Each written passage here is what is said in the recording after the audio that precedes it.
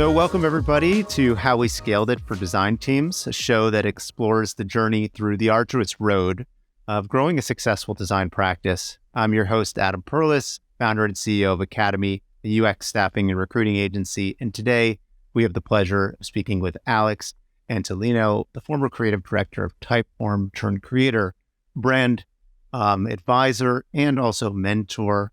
Welcome, Alex. Hey, Adam. Hello, everyone. Thanks for having me. Super excited to be here. Awesome. Thanks so much, Alex. I'm going to start with a little introduction about you, and then we'll get into some, great questions about scaling teams.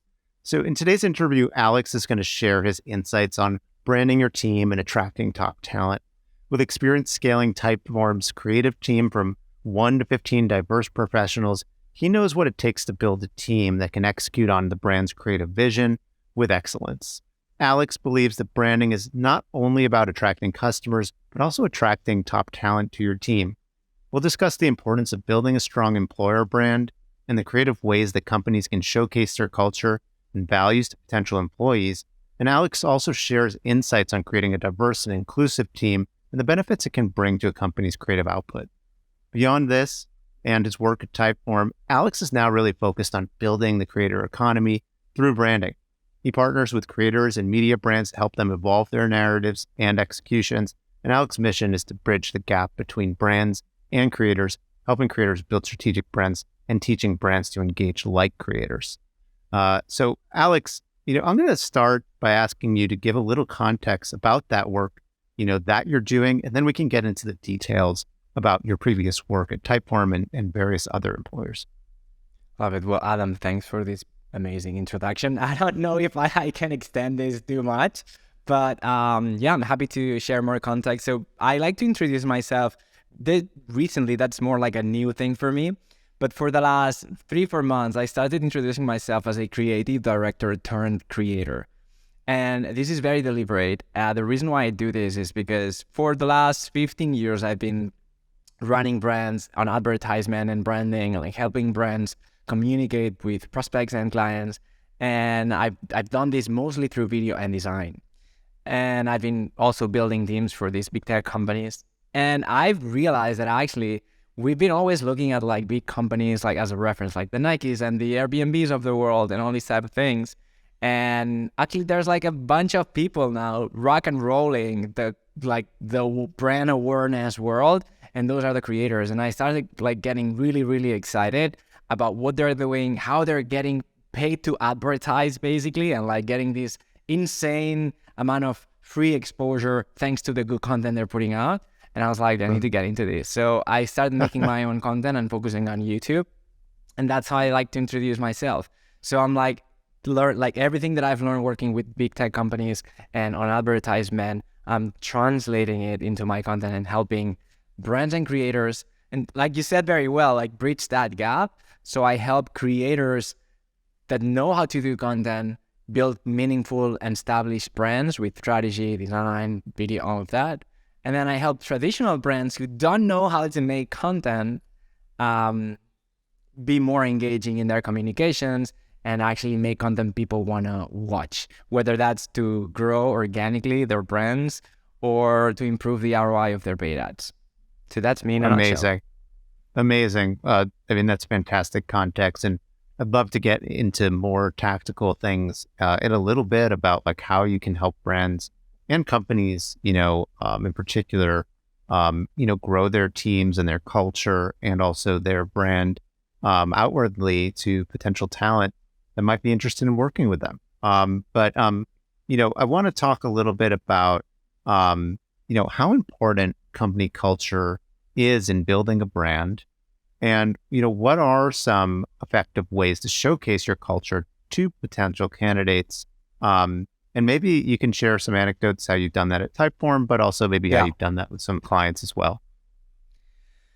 Yeah, so I'm gonna break this down into, I feel like there's a bit of like 2 questions in it. So I'm gonna start with the first one, like how important is culture when you're building a brand, okay? And I would say it's like super important. Culture is basically how people perceive the company when they're inside the company. That's what, and how like people behave within the company. That's how I would describe company culture. And so to me, that is when I do brand strategy with my partners, or when we're thinking about how to, like, what is this business about? Like, what is this brand about? Company is one of the big, like one of the big areas of focus and the influence of the outcome of that process, right? And so I use this approach, which is, I call it spheres. So there's like 4 spheres. The first one is like the company, and what is this company about? And it's defined by the company, like the company culture. What are your values? What are your behaviors? Like, what do you do? What do you believe in? Why do people want to work with you? And then there's the market, obviously. There's the community, so your customers, prospects, other partners, collaborators. And then there's like the culture, like not the company culture, but like the social culture and context that your business plays with, right? So this is how important company culture is to me. It's like a key influencer within what this brand is going to be about. Now, there's many ways to showcase culture and like outside of the closed doors of a business. And I explored a few of them when I was trying to scale my team at Typeform. The main KPI, because you always need to if you're doing something within a business, you need to understand what value are you bringing. Otherwise, like, this money is like not really, like, it's not defined where this money is going, right? So my main KPI when we were investing in culture and defining the concept of the team, of the creative team. So at Typeform, I built a team from scratch. When I joined the company, we were 27 people. I was not employee number 27. When I stopped working with Typeform, it was about 500 employees. And in 1 year, the first year or two, the company went from like 30 to like 180. Like, it was insane. And so on that process, I built a team of 15 creative professionals, from designers, operators, filmmakers, writers, so a good mix of different skills. So a very diverse team. And so at the beginning, like the triangle, the Maslow, like survival, like pyramid, like of needs or whatever, we spend a lot of time in that bottom layer, like just trying to survive. Just basically is like, oh my God, how do we, like, it was also my first time as a creative director. I had run teams before with like my studio that I had a production company. So I had run teams as an entrepreneur. It was very different doing it this way. So a lot of the time I realized was like surviving and like making every stakeholder happy, providing all the resources the company needed. But when we got that figured out, we actually started climbing up the ladder. And I would say at some point, maybe when we're about like 8, 10, like at that number, we started thinking, okay, if we really want to be a top first-in-class brand team and creative team, we need to be able to attract these people. And how are you going to attract them? First of all, you need to build trust with them. So it's like making sure that they understand that there's a space for them to thrive here in this team. Also displaying our capabilities, like, hey, this is how, like, what the cool things that we can do. And another big one is making sure that they understand that you're going to care about them and take care about them. So we started when we felt like confident that things were going, I would say smooth, because things are never 100% smooth, but like that we got it out and under control. We started like thinking, okay, how do we scale this? How can we share all these great things that are happening here outdoors? And that's when we started thinking in ways in which we could showcase these effectively, right? And so content was one of them. Giving the team a sense of identity was also a big one. Then I started thinking about like also conferences and networking. And also, actually, that's how you and I met. So one of the things that we did was go to South by Southwest, and that's how you and I met like a few years ago, right? And so and then obviously community, like helping the community, the design and like creative community. And finally, we started thinking about awards. And we could talk about any of these things if you want to dive deeper, but this is like I would say a big overview of things, initiatives that we started, like when it comes to like showcasing it outdoors. To make people happy internally, we focus on a lot of also different things like clear career paths, understanding also clear processes, clear routines, good communication, systems that if someone joins in, whether they're like a new employee or a contractor, they clearly understand how do we operate, and everything is like crystal clear, and we don't need to figure out like every time as we go. So those are some of the things. Wow. That's an amazing overview and breakdown of like some very core fundamental things that are really involved in both culture building, internally, but also like outwardly, how we share those things. It's like, I think you nailed it. I really want to go a little bit deeper on a few of them. So starting actually with the cultural piece, because that is kind of the root of all of this, right? It starts there. So, one of the things that we hear a little bit about is like establishing design charters. I'm not sure if you're familiar with that Sorry, term. design what? A design charter. And the term is a little bit loose, but because it's used in certain contexts. But essentially, it's a team establishing its values, right?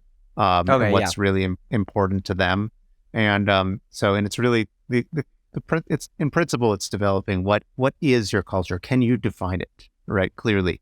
And you talked about a few of those elements before, but I was curious to hear what did you do exercises with your team? How did you establish that culture? Did you write it down?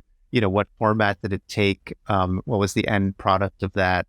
I would love to hear more kind of strategies and techniques, because I'm sure a lot of design leaders out there want to know, okay, well, it sounds great. I can do that, but I don't know the first steps. Right. So we did so I run that team at Typeform for about 5 years. I would say this was more like the last 2 years that we started doing this, or year and a half. And at some point I was like, look, if we want to make this really, we want to make this a great thing, I'm talking about the team itself, not the output, but the team and the experience of working in this team, we need to dedicate some time. It's not going to happen just because, right? So we end up allocating some time per week and some time per quarter to do that.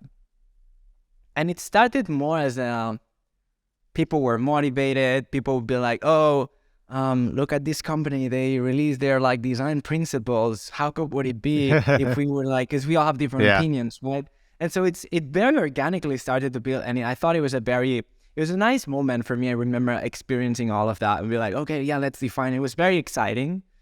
And so what we started doing, the way my team was structured was, it was about 12, 13. The number would change, right? But we're about 12, 13 people, 14 people, depending, or 11 people. It was changing. And then so I would have two different space. So one was more like media, and then was design, and then it was operation. So there was a creative ops that was managing the whole team, and then I had a design lead and I had a media lead, and they would both report to me, and the operations person would report to me. Okay. The reason why the structure is important is because they would have their own review processes based on skills, right? And then we would have a whole brand review that we're all together. And so it started building in this way where designers got together, and when you have only one designer or two designer, I feel like this conversation is not really relevant, because it's all based on their own criteria. So it doesn't feel like there's a need to write it down. But when you have a senior and a junior and a principal and lead, we have a diverse of opinions, you really need to start building, okay, yeah, we all think these different things individually. A lot of them we agree, some of them we don't agree, but what does the brand think, right? And so that's when we naturally started finding the need to start writing this down. And so one thing that I thought I kind of nailed it very early is, as a team leader, I didn't want to be in a position to be an approver of that. Because I didn't want to be in that position.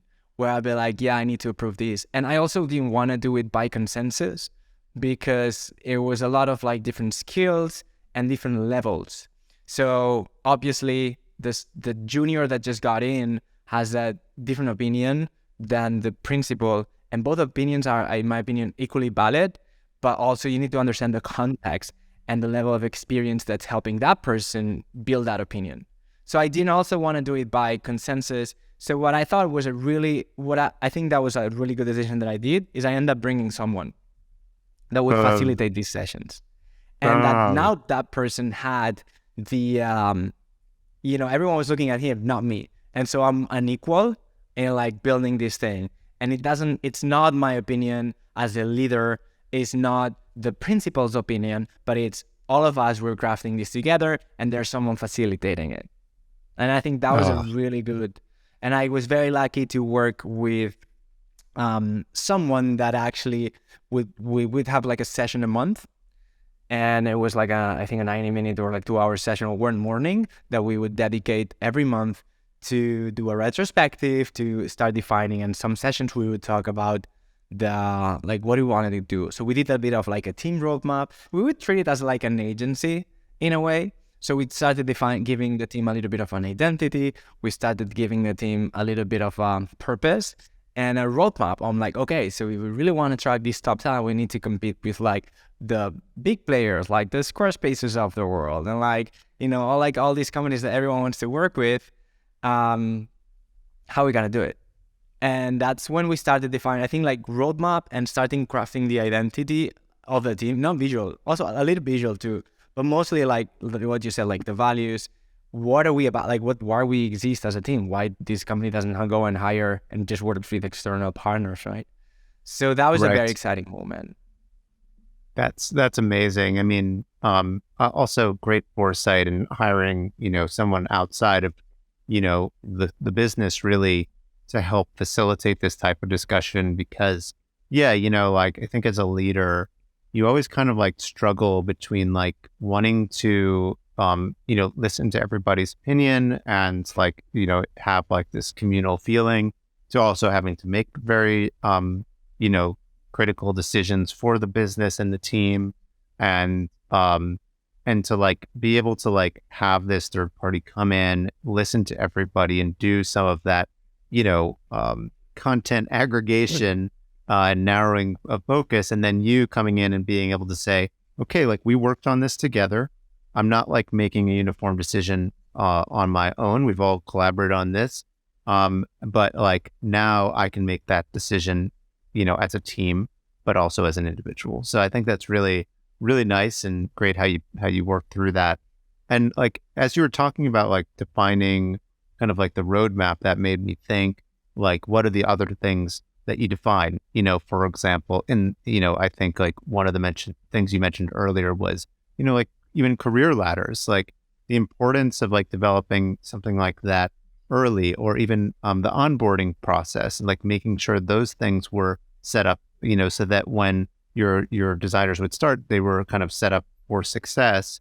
And like all of that, like when those things are defined, it's actually kind of part of the initial culture building aspect. Because when you're trying to attract new talent and they want to say, hey, what's my path look like there at your company, right? Or like, what is, what is the interview process like? Because you've actually gone through the, painstaking process of actually like documenting that and being super clear with people about that. All that stuff is part of culture.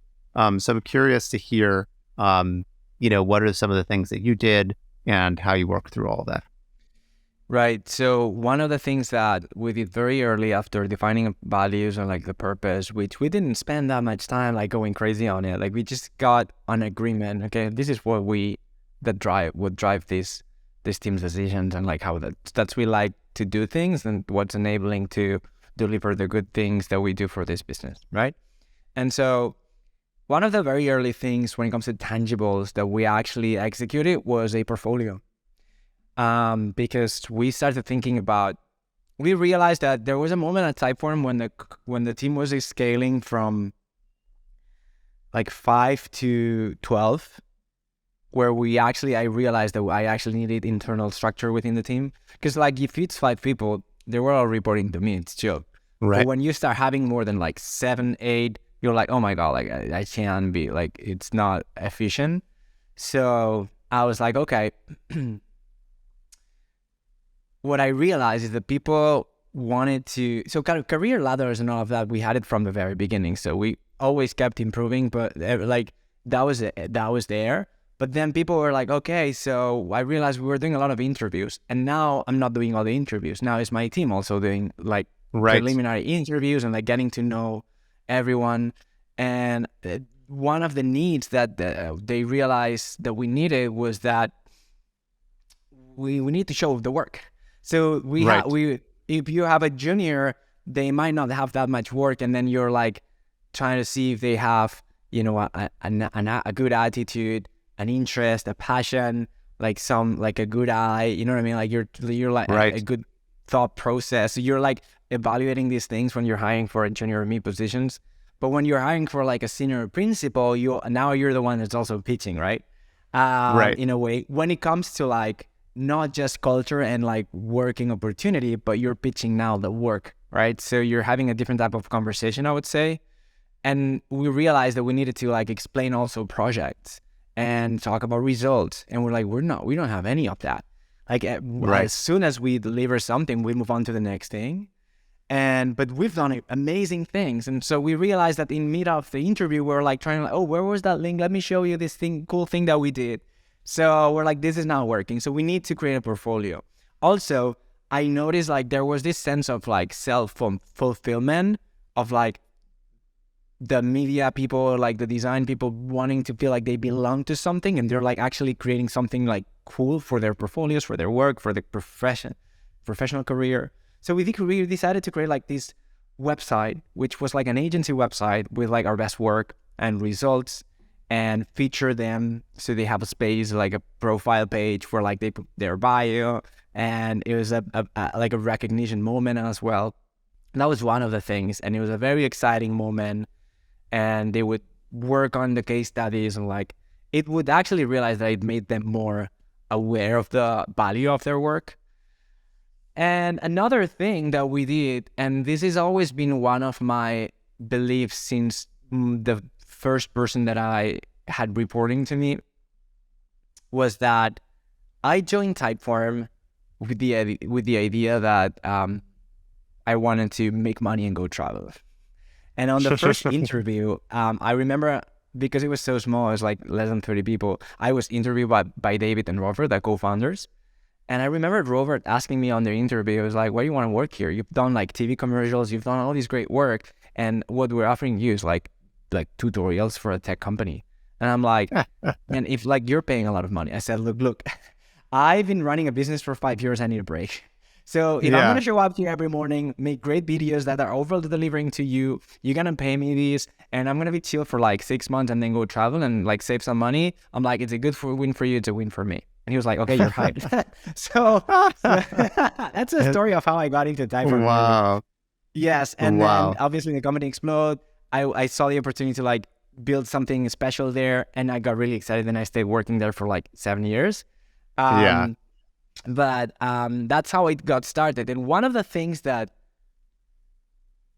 got me to stay for so much time is that I never felt that I was exclusive to them, especially with like transitioning from having a business to like working full time. I still had some like cool projects that I was working at fashion. It was very different from the work I was doing at Typeform, right? Felt more exciting, felt more like an adventure. Every like a fashion film was like very exciting and like creatively stimulating to me. And so I never wanted to lose that. And so maybe like on the weekends or like on the evenings, I would make some like projects aside. And this is something that I always wanted everyone to feel. And that was also a good thing that I noticed, like I did very well in that time. That I was like, I always allowed them to like work on anything. Because people would ask me, I say allow because people were asking me, like, can we, like, I don't know, like this company is like asking me, like, can you do a freelance with them and try? So I never was protective about that.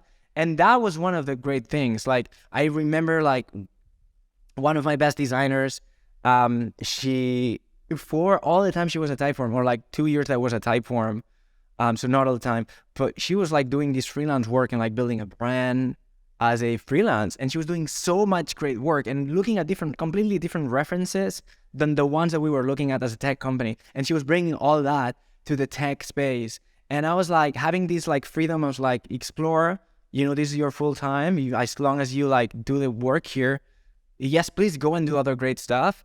And so that funneled in, I think, into like this idea of building the portfolio, because like it was very it was very creative, very expressive. We would have the numbers there, but we built it in a way that we're like, hey, if you want to apply, this is who you're going to be working with. This is the type of work. This is what we work with, and this is what motivates us. And that was one of the big things that was very exciting for people to see. When they would come to the interview, like, oh my God, I've seen this. You guys do great work. Because now they can go to a place and see it and see who they work with and all that stuff. Yeah. Wow. That's amazing. Like, I love that you created kind of a house for all of this to live in, and you enabled people, and as you said, through self-fulfillment, to showcase their best work and even other outside work, it sounds like, and I think like gave them the opportunity to shine and share the spotlight. Like, I think that's like a really big theme that I'm hearing here. And like that kind of like talks about your culture. It also talks about people's work and helps them build their own stars in their careers. And I think that's just such a wonderful kind of way to kind of like help both build your team, but also build up individuals. And like they're actually, it's almost strategic too, right? Like they have their own networks. Those networks will expand. And like as people start to inquire about their work, they'll start to inquire about the company, and that can attract new people. I love that you say this word strategic, because it happens a lot with branding. That's my belief in general in life, and also my business work that I do and everything that I do. It's like, if you're a good human and you are kind and you treat people with respect and you generally want the best for others, things usually go well.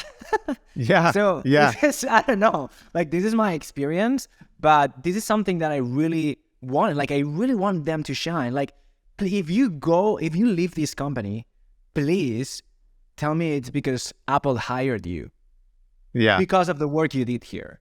See what I'm saying? Right. Like, I want better you to compliment.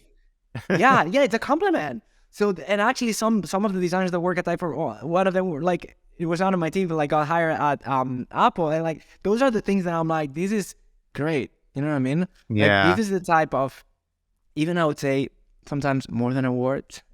Like these are the type of things that, that's what I want.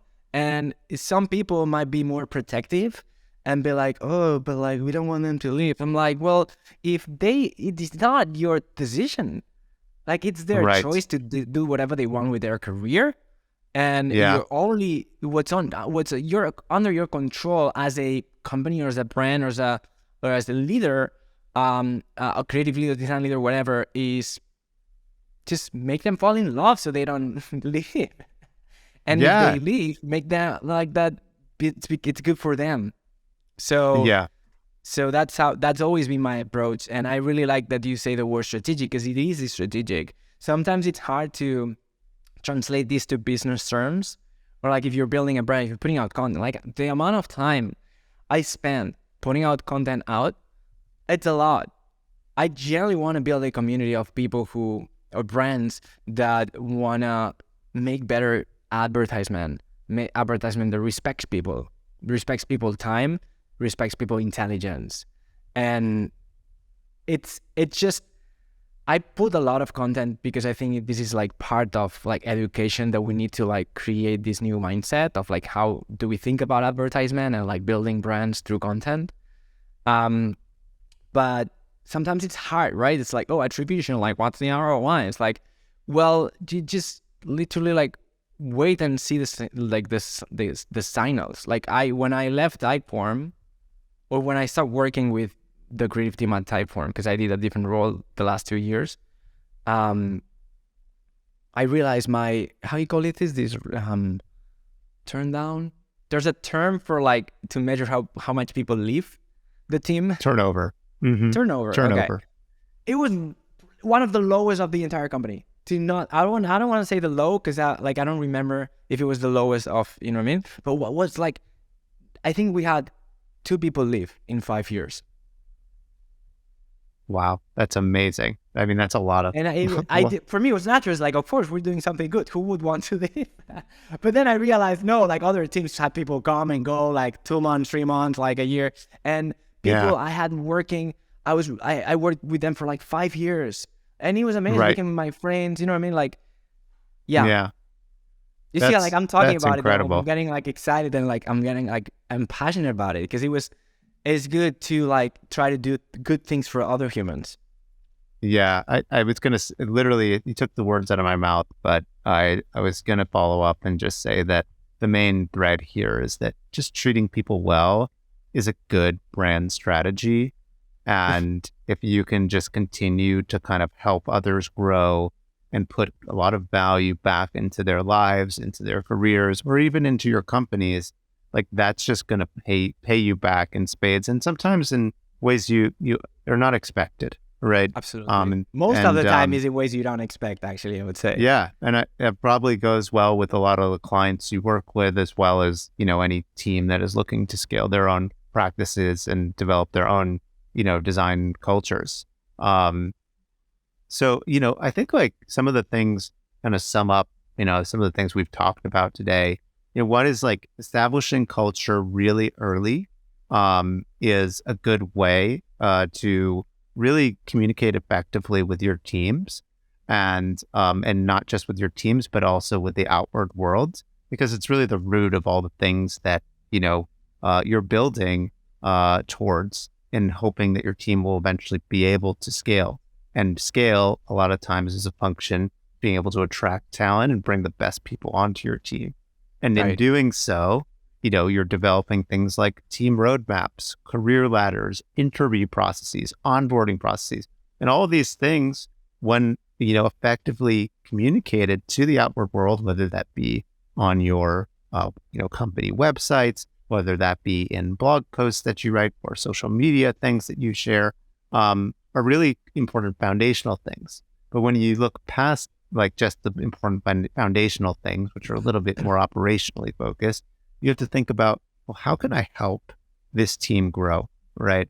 And in both personally, right, and professionally, and not just for the company, but for themselves. And that comes through self-fulfillment, right? And some of the techniques you'd mentioned, allowing people to let their stars shine, were really resonant with me. I think will be with other people, you know, in our audience.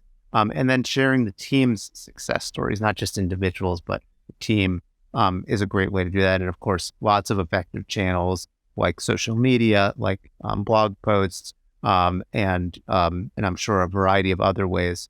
But yeah, you know, I think it kind of wraps up most of our discussion today. But Alex, I wanted to thank you so much for taking the time to chat about this. And, you know, so people are aware, where can they find you in order to learn more about your services, the things that you've worked on, or even ask questions, you know, about your work at Typeform? Yeah, so I'm on LinkedIn, Instagram, and YouTube. So if you want to talk with me, just like connect with me on LinkedIn or DM me on Instagram. And if you want to learn from the things that I do, like my journey and like how to build brands and how to learn from the creator economy, just go to my YouTube. Like that's actually my number one focus right now, where I'm putting like a good like 60% of my time to build that. So if you wanna learn with me and like teach me stuff, come to YouTube and like let's connect there, because I think a lot of things are gonna happen this year on there. So yeah. It's exciting. Fantastic. Yeah. Well, I've been following your journey for quite some time. Really excited to see all the amazing content you're putting out. I'm sure it's going to help out a lot of people as they grow their teams, companies, brands. And I will put all those details in the show notes so that you have an easy link to all of Alex's socials. And thank you all so much. We appreciate it. Thank you so much for having me. It's been a great chat. Thanks, Adam. And thanks for watching. Thanks, Alex. Cool. And we're out.